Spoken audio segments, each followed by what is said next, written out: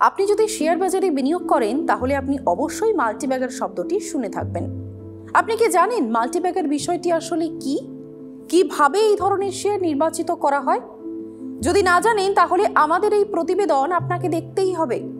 প্রথমেই জেনে নেওয়া যাক মাল্টিব্যাগার শেয়ার বিষয়টি কি। যে সকল শেয়ার ক্রয় মূল্যের চেয়ে ন্যূনতম 2 গুণ বা তার বেশি রিটার্ন প্রদান করে তখন তাকে মাল্টিব্যাগার শেয়ার বলা হয়। অন্য কথায় এগুলি এমন শেয়ার যা প্রাথমিক বিনিয়োগের পরিমাণের চেয়ে অনেক গুণ বেশি বেড়েছে। উদাহরণ হিসেবে বলা যায় এসিই এবং ইলেকন ইঞ্জিনিয়ারিং এর মতো শেয়ারগুলি গত 5 বছরে 750% থেকে 1300% পর্যন্ত রিটার্ন প্রদান করেছে। আবার কিছু শেয়ার 1 বছরের মধ্যে বিনিয়োগকারীদের অর্থের পরিমাণ দ্বিগুণ করেছে। এগুলি হলো আরইসি, আনন্দ রাঠি ওয়েলথ, পিএফসি প্রভৃতি। এরা বিনিয়োগের চেয়ে ইতিমধ্যেই 3 গুণেরও বেশি রিটার্ন প্রদান করেছে। বাজার বিশেষজ্ঞ অম্বরীশ পালিগার মতে মাল্টিব্যাগার হলো এমন শেয়ার যা 3 থেকে 4 বছরে 100%-এর বেশি রিটার্ন প্রদান করেছে।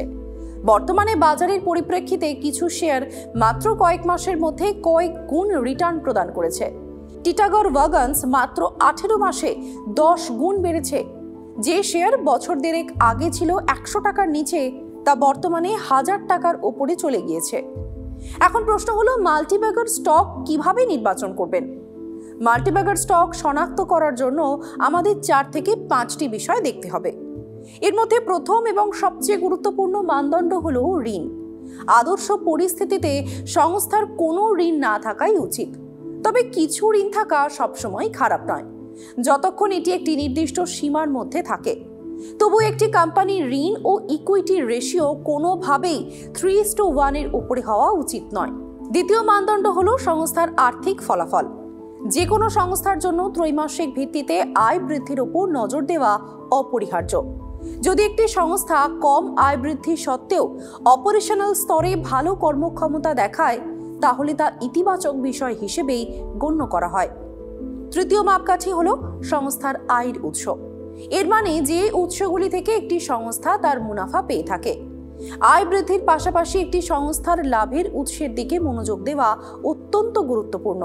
চতুর্থ মাপকাঠি হলো ব্যবসার মডেল, সম্প্রসারণ ক্ষমতা এবং বিশ্বব্যাপী পরিবর্তনের উপর নজর রাখা।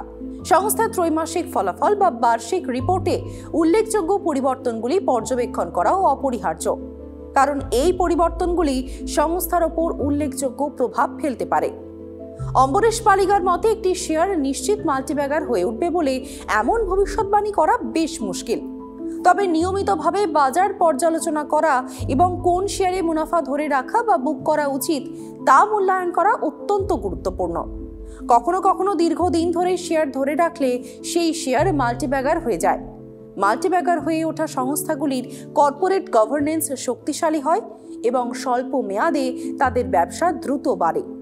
এখন সবচেয়ে গুরুত্বপূর্ণ প্রশ্ন হলো কোন 3টি বা 4টি স্টক পরবর্তী 10, 15 বা 20 বছরে মাল্টিব্যাগার হওয়ার সম্ভাবনা রয়েছে।